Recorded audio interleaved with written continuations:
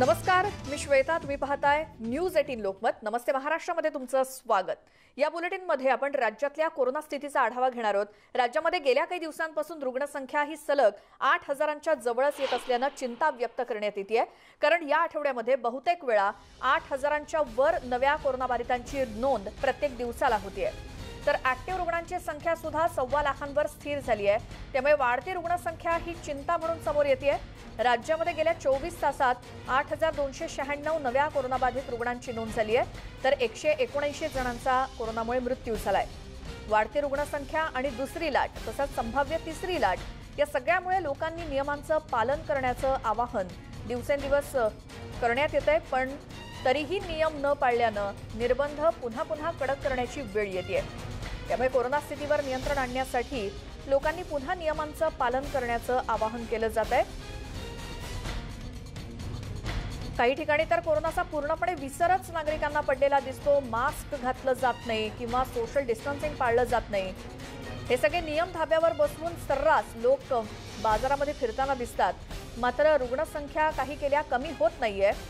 कारण गेल्या अनेक दिवसांपासून रुग्णसंख्या ही स्थिर आहे. 8,000पेक्षा जास्त रुग्णसंख्या ही प्रत्येक दिवसाला संपूर्ण राज्यामध्ये समोर येते. 24 तासात पुन्हा 8,000 नव्या कोरोना रुग्णांची भर पडलेली आहे संपूर्ण राज्यामध्ये.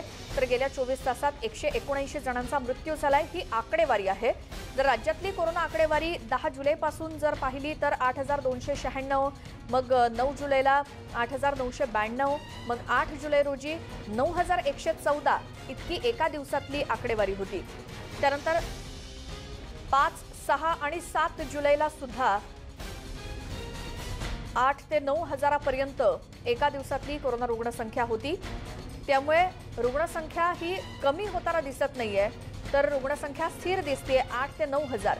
आता काही 8 जिल्हे असे आहेत की तिथे कोरोनाची स्थिती चिंताजनक आहे. त्यामध्ये सर्वात प्रथम क्रमांक लागतोय तो म्हणजे कोल्हापूरचा. तिथे 10.24% इतका रुग्णवाढीचा दर आहे. त्यानंतर क्रमांक येतोय साताऱ्याचा. तिथे 9.14% इतका कोरोना रुग्णवाढीचा दर आहे. नंतर सांगली 8.81% इतका दर. तर रायगड जिल्ह्यामध्ये सुद्धा 7.88% रुग्णवाढीचा दर आहे. नंतर मग जिल्ह्यांची नावं समोर येतात ती म्हणजे पुणे आणि रत्नागिरी.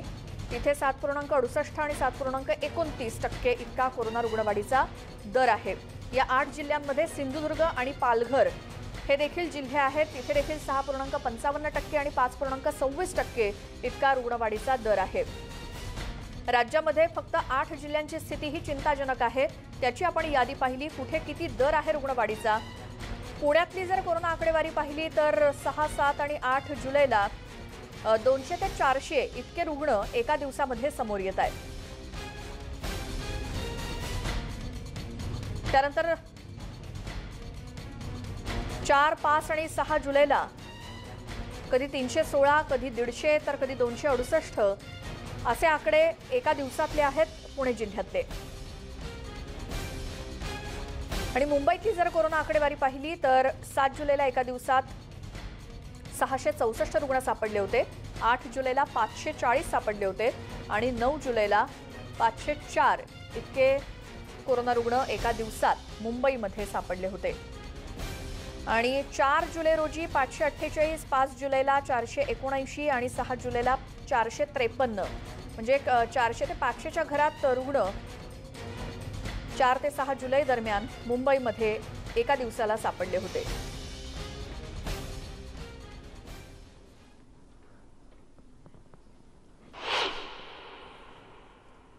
आता राज्यामधले हे 8 जिल्हे तर तिथे चिंताजनक परिस्थिती आहे कशी आपण पाहिली. मात्र राज्याच्या इतर भागामध्ये कोरोना रुग्णसंख्या ही आटोक्यात आलेली आहे. मात्र तरी सुद्धा निर्बंध पूर्णतः शिथिल न झाल्यामुळे तिथे जनता त्रासली आहे जिथे रुग्णसंख्या बऱ्यापैकी आटोक्यात आली आहे. एकतर हे निर्बंध पूर्णपणे काढून पूर्ण दिलासा द्यावा किंवा मग संपूर्णपणे कडक लॉकडाऊन करावा अशी विनंती आपण मुख्यमंत्री उद्धव ठाकरे यांना केल्याचं आरोग्यमंत्री राजेश टोपेंनी सांगितलंय.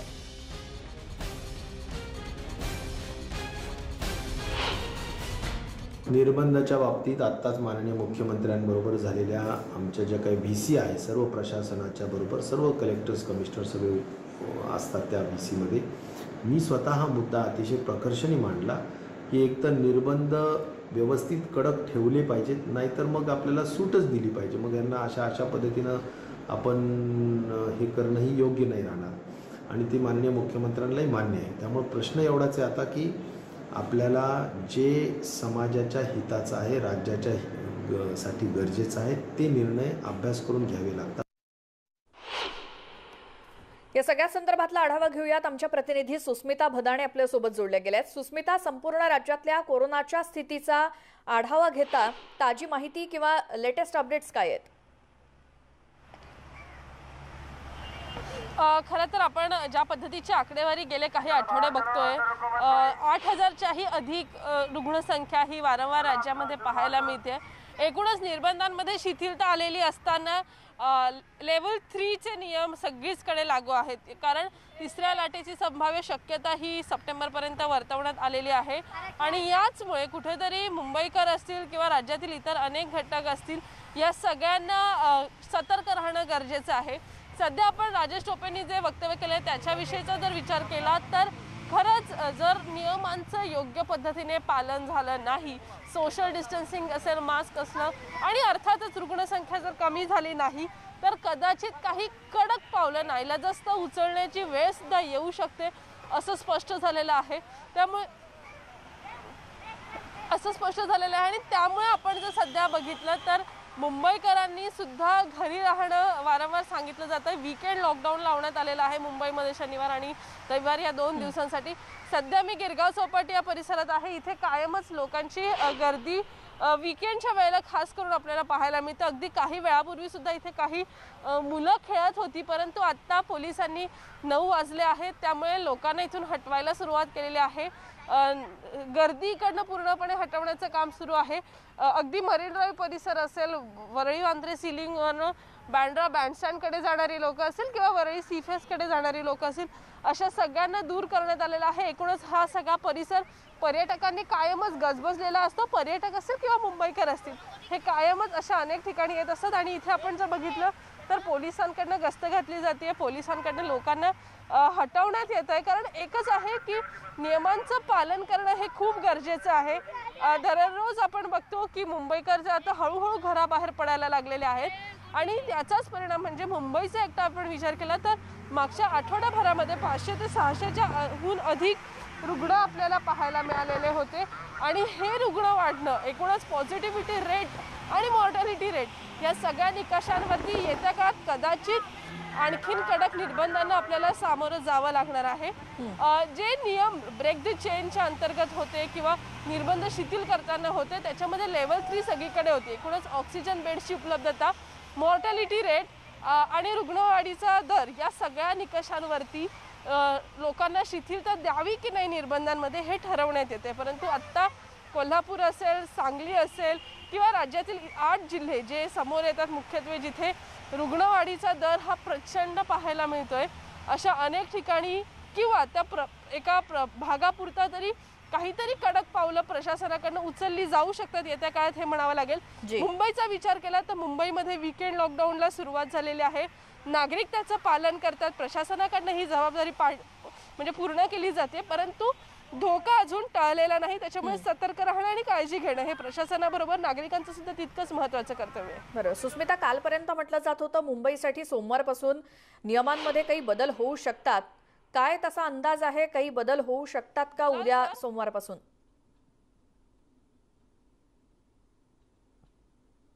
नियमांमध्ये बदल खरं तर अजून काही स्पष्टता आलेली नाही आहे. कारण आपण जर बघितलं मुंबईकरांसाठी लोकल सेवा बंद आहे. बेस्टमधनं जर तुम्ही प्रवास करत असाल तर जी आसन क्षमता आहे त्या आसन क्षमतेच्याच नुसार तुम्हाला प्रवास करता येणार आहे. परंतु जी वारंवार मागणी केली जात होती की बाजारपेठा असतील त्यांना एक ठराविक वेळेचं पालन अनेकदा होताना दिसत नाहीये. त्या वेळांच्या बाबतीत कडक निर्बंध लावले जाऊ शकतात येत्या काळामध्ये. दुसरा महत्त्वाचा मुद्दा म्हणजे थर्ड वेव्ह, डेल्टा व्हेरियंट, झिकाचा असणारा संभाव्य धोका, अशा अनेक कारणांमुळे आरोग्य यंत्रणा ह्या रेड अलर्टवरती गेलेल्या आहेत. म्हणूनच मुंबई पालिकेनं सुद्धा जे मार्शल्स आहेत त्यांना मोठ्या प्रमाणात तैनात केलेलं आहे, जेणेकरून किमान विना मास्क बाहेर पडणारी जे लोक आहेत किंवा अनावश्यक गर्दी ज्या ठिकाणी होत आहे अशा ठिकाणी लोकांना वारंवार सूचना देऊन सांगण्यात येत आहे की तुम्ही किमान या नियमांचं पालन करा। त्यामुळे सध्या जरी फक्त इशारा सरकारकडनं देण्यात आलेला असला तरी नागरिकांची कृती याच्यातनंच आगामी काळामध्ये निर्बंध किती कडक होतील किंवा पुन्हा लॉकडाऊन सारख्या परिस्थितीला आपल्याला सामोरं जावं लागेल का हे निश्चित होणार आहे। श्वेता, बरोबर। सुस्मिता, खूप धन्यवाद दिलेल्या या सगळ्या माहितीसाठी। एकंदरीतच राज्यातली आणि मुंबईतली स्थिती आपण जाणून घेतली, त्यामुळे सध्या तरी कोणतेही निर्बंध शिथिल होणार नाहीत असंच दिसतंय। आता कोरोनाची दुसरी लाट ओसरत असताना साथीची रुग्णसंख्या वाढत असताना दिसतेय। कोरोनाची पहिली लाट ओसरल्यानंतर साथीचे रुग्ण मुंबईमध्ये वाढताना पाहायला मिळत नव्हते, मात्र दुसरी लाट ओसरत असताना मात्र चित्र वेगळे। साथीच्या रुग्णांची संख्या वाढताना दिसतेय। पाहूयात त्याच संदर्भातली सविस्तर माहिती। दुसरी लाट आता हळूहळू ओसरू लागलीये आणि त्यामुळे कोरोनाचा धोका मोठ्या प्रमाणात कमी झालाय। मात्र पावसाळ्यातल्या साथीच्या आजारांनी ग्रस्त होणाऱ्या रुग्णांची संख्या वाढत चाललीये। मागच्या वर्षी सरकारी आणि खासगी रुग्णालयांमध्ये कोरोना रुग्णांसाठी बेड राखीव ठेवण्यात आले होते, मात्र यावर्षी मे महिन्याच्या अखेरपासून केएम, कूपर, सायन, नायर आणि अन्य रुग्णालयांमध्ये साथीच्या रुग्णांसाठी बेड राखीव ठेवण्यात आलेत। मागच्या वर्षीच्या तुलनेत यंदा रुग्णसंख्या वाढल्याचं आकडेवारीवरून दिसून येत आहे। मागच्या वर्षी मलेरियाचे 328 रुग्ण आढळले होते, तर यंदा ही संख्या 279 इतकी झाली आहे। गेल्या वर्षी लेप्टोचा 1 रुग्ण होता आणि यावर्षी ही संख्या 13 इतकी झाली आहे। मागच्या वर्षी डेंग्यूच्या रुग्णांची संख्या 4 होती, यंदा ती 10 वर पोहोचली आहे। मागच्या वर्षी गॅस्ट्रोचे 40 रुग्ण शहरात आढळून आले होते, यावर्षी गॅस्ट्रोच्या रुग्णांची संख्या 149 इतकी वाढली आहे। मुंबईकरांना हे आपलं नेहमीचंच वाक्य राहील की आजूबाजूचा परिसर स्वच्छ ठेवा, तुम्हाला मस्किटोज किंवा डासांपासून काही इजा होणार नाही किंवा मस्किटो बाईट होणार नाहीत, यापासून आपण नेहमीच दक्षता बाळगायला पाहिजे। बाकीच्या आजारांमध्ये तुम्ही जर म्हणाल तर पॅराप्लेजिया जो आपल्याला गियाबारी सिंड्रोम किंवा इतर व्हायरल इन्फेक्शन्स असतात त्यांचा पण प्रादुर्भाव हल्ली जास्त झालेला आहे आणि या अनुषंगाने केएममध्ये जवळजवळ 400 ते 450 रुग्ण नॉन कोविडचे ॲडमिटेड आहेत। साथीचे आजार रोखण्यासाठी पालिकेनं उपाययोजना केल्या आहेत। डासांच्या निर्मूलनासाठी विभागाअंतर्गत फवारणी केली जातीये। गॅस्ट्रो नियंत्रणात ठेवण्यासाठी दूषित पाण्याच्या तक्रारी आल्यास पाण्याची तपासणी करण्यात येते। पाण्यातील प्राण्यांच्या मलमूत्रापासून लेप्टोचा संसर्ग होऊ शकतो आणि यासाठी पावसाच्या पाण्याचा निचरा करण्यावर भर दिला जातोय। मुंबईमध्ये प्रशासनासमोर आता साथीचे आजार रोखण्याचं मोठं आव्हान निर्माण झालंय। मुंबईकरांनो सावधान, कोरोनाची दुसरी लाट ओसरत आहे, मात्र साथीचे आजार आपल्याला डोकं वर काढताना पाहायला मिळत आहेत। कोरोनाची पहिली लाट ओसरत असताना साथीच्या रुग्णांच्या संख्येमध्ये आपल्याला वाढ होताना पाहायला मिळत नव्हती, मात्र दुसरी लाट ओसरत असताना मुंबईमध्ये साथीच्या रुग्णांच्या संख्येमध्ये लक्षणीय वाढ होताना पाहायला मिळते। त्यामुळे मुंबईकरांनो खबरदारी घ्या आणि काळजी घ्या। व्हिडिओ जर्नलिस्ट गणेश काळेसह मी तुषार, रूपनगर, न्यूज 18 लोकमत, मुंबई। पुढची बातमी देखील मुंबईकरांसाठीच आहे, कारण मुंबईतील नागरिकांच्या डोक्यावरची अग्निसुरक्षा शुल्क वसुलीची टांगती तलवार कायम आहे। कारण स्थायी समितीने ही वसुली तात्पुरती थांबवली आहे, त्यामुळे निवडणुकांनंतर ही वसुली सुरू होणार अशी दाट शक्यता आहे।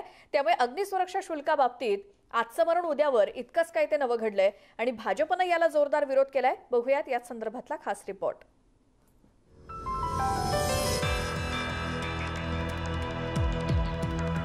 गेल्या महिनाभरापासून मुंबईकरांवरची पाणीपट्टी वाढ थांबलीये, मालमत्ता कर वाढही थांबलीये आणि आता अग्निसुरक्षा शुल्क वसुलीलाही तात्पुरती स्थगिती मिळालीये।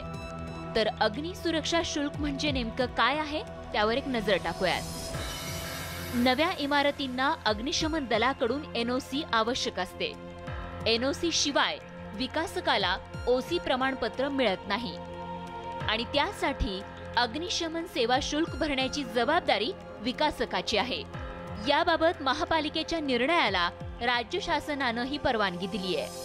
2014 ते 2021 या दरम्यान अग्निशमन सेवा शुल्क वसुली झालेली नाहीये. त्यामुळे या दरम्यानचा अग्निशमन सेवा शुल्क गोळा करण्याचे आदेश देण्यात आलेत.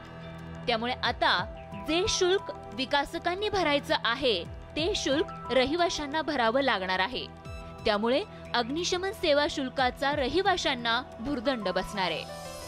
सर्वप्रथम तर अशा प्रकारचा फायर सर्व्हिस चार्ज रहिवाशांकडनं वसूल करण्याचं सर्क्युलर हे तात्काळ कॅन्सल केलं पाहिजे, रद्द केलं पाहिजे. आणि दुसरा मुद्दा की fire brigade, Mumbai fire brigade मधला अशा प्रकारचा भ्रष्टाचार करणारा सचिन वाझे कोण, याची चौकशी मुंबई महानगरपालिकेच्या आयुक्तांनी केली पाहिजे. आणि जे अधिकारी याच्यामध्ये दोषी असतील त्यांना शिक्षा ही झाली पाहिजे. स्थायी समितीमध्ये सर्व राजकीय पक्षांनी याला विरोध केला. मात्र भाजपनं सभात्याग केल्यावर या वसुलीला स्थगिती मिळाली आहे. मात्र ही स्थगिती तात्पुरत्या स्वरूपाची आहे. कारण केवळ पुरेशी माहिती उपलब्ध नाही म्हणून ही वसुली थांबवण्यात आली आहे. कोरोनाच्या पार्श्वभूमीवर लोकांना आर्थिक भुर्दंड नको इतकीच मागणी काही विरोधकांनी व्यक्त केली. अनेक मुंबईमधील असे जे इमारती आहेत की त्यामध्ये 2014 पासून लोक राहायला आलेले आहेत. आणि म्हणून तो हा फटका जो आहे तो नागरिकांवरती, मुंबईकरांवरती राहिला असता. अशा पद्धतीचा आमचा त्या ठिकाणी म्हणजे जे प्रथम दर्शनी आम्हाला तसं वाटतंय आणि म्हणून आम्ही स्थगिती मागत होतो आणि प्रशासनाने त्याच्यावरती मंजुरी दिलेली आहे. चेअरमॅन आणि बाकी गटनेता आम्ही सांगितलं की तुम्ही याला स्थगिती द्यायला पाहिजे आणि त्या अनुसरून प्रशासनाने निर्णय घेतलेला आहे की आमच्याकडे काही माहिती उपलब्ध नाही आहे. तर त्यासाठी माहिती उपलब्ध करण्यासाठी 6 महिना लागणार. त्यासाठी त्याने स्थगिती दिली. सध्या या स्थगितीला केवळ महापालिका निवडणूक हे कारण आहे. उद्या निवडणूक झाली की मुंबई महापालिका प्रशासन ही वसुली सुरू करेल आणि मग मुंबईकरांकडून एकाच वेळी पाणीपट्टी, मालमत्ता कर आणि अग्निसुरक्षा शुल्काची वसुली सुरू होईल. त्यामुळे केवळ अग्निसुरक्षा शुल्काबाबत स्थगिती नाही तर वसुलीचं परिपत्रक रद्द करण्यासाठी प्रयत्न करणं गरजेचं आहे. व्हिडिओ जर्नलिस्ट रमेश भट्टसह प्रणाली Kapse, bureau report, news 18 Lokmat. आणि बातमीसोबतच वेळ झाली एका छोट्याशा ब्रेकची. पाहता नमस्ते महाराष्ट्र.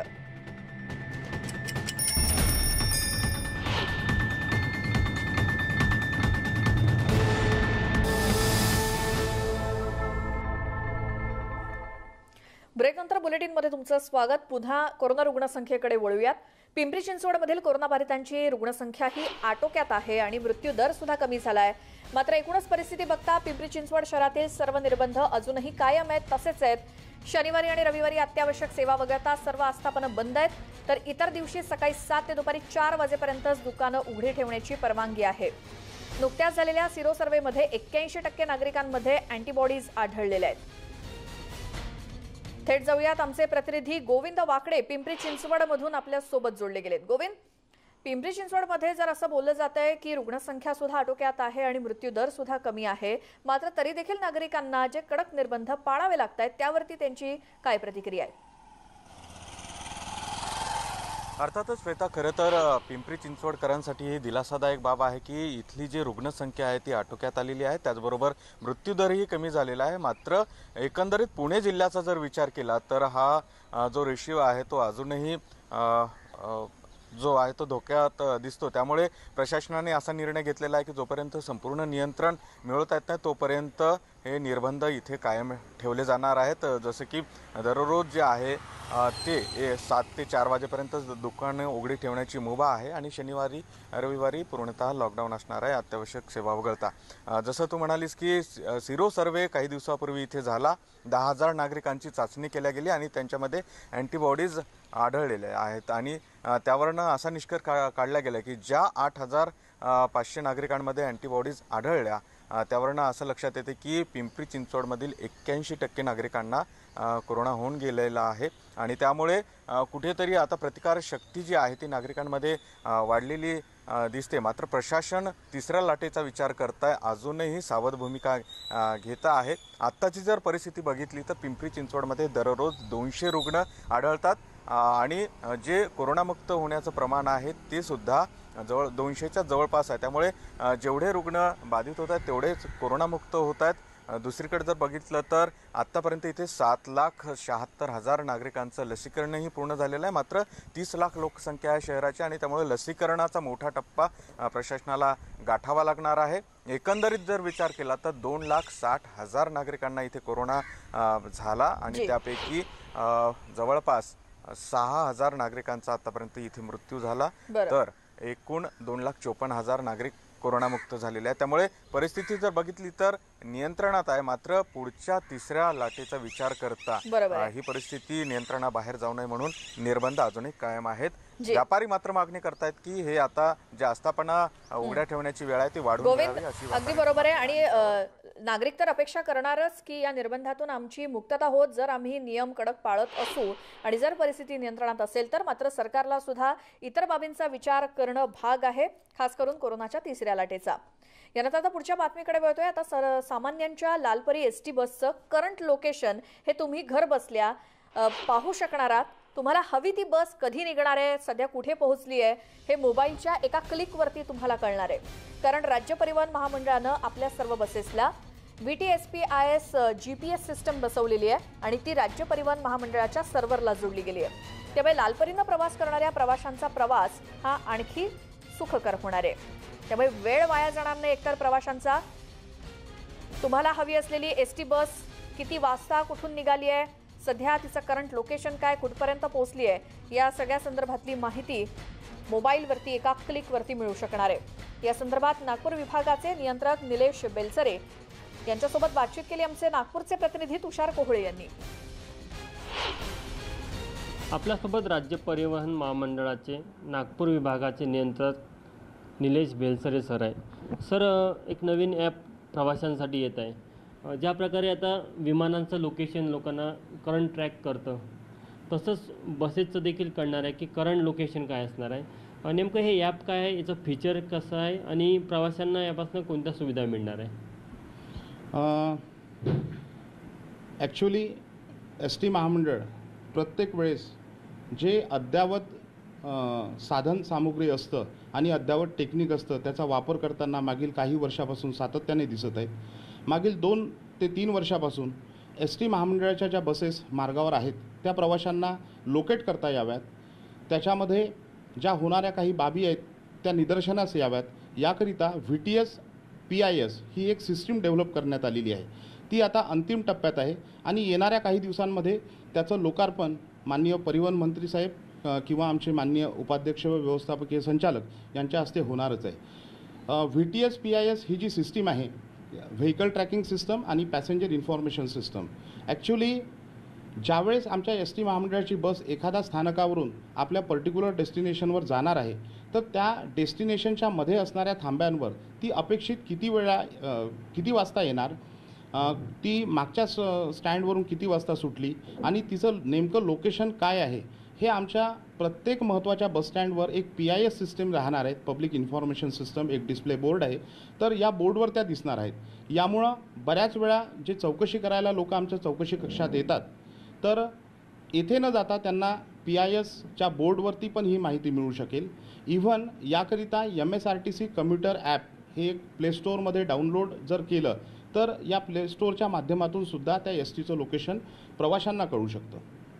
अच्छा, मला एक सांगा की सामान्य प्रवाशांना विशेष करून लोकेशनमध्ये बस कशा प्रकारे करणार, म्हणजे नेमकं बस कोणत्या स्थानकावरनं कुठल्या स्थानकावर जात आहे, तिची वेळ, त्यानंतर तिचा कालावधी, स्पीड, आणखी काय काय गोष्टी कळेल याच्यामध्ये?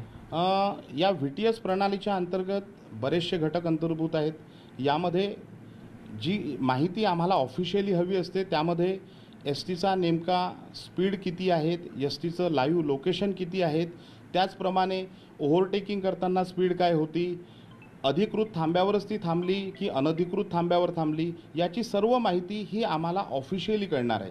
परंतु सामान्य लोकांना मात्र याचं लाईव्ह लोकेशन कळणार आहे। लोकेशन कळण्यासाठी त्यांनी MSRTC कम्प्युटर ॲप जर डाउनलोड केलं आणि त्यांना जर कुठल्या डेस्टिनेशनवरून कुठल्या डेस्टिनेशनकरता गाडी पाहिजे तर ही माहिती त्यांना मिळू शकेल। ते डेस्टिनेशन वाईज पण मिळणार किंवा व्हेकल नंबर जर त्यांच्याकडे अवेलेबल असेल तर व्हेकल नंबरवर सुद्धा ती माहिती उपलब्ध आहे. व्हिडिओ जर्नलिस्ट प्रशांत मोहितेसह तुषार कोळे, न्यूज 18 लोकमत, नागपूर. या बातम्यांसोबतच नमस्ते महाराष्ट्रमध्ये वेळ झाली इथेच थांबण्याची. एखादी बातमी जर या दरम्यानची तुम्हाला पुन्हा पाहायची असल्यास आमच्या यूट्यूब चॅनलला सबस्क्राईब करा, फेसबुक, ट्विटरवरती आम्हाला फॉलो करा आणि बातम्यांच्या अपडेटसाठी पाहत राहा न्यूज 18 लोकमत.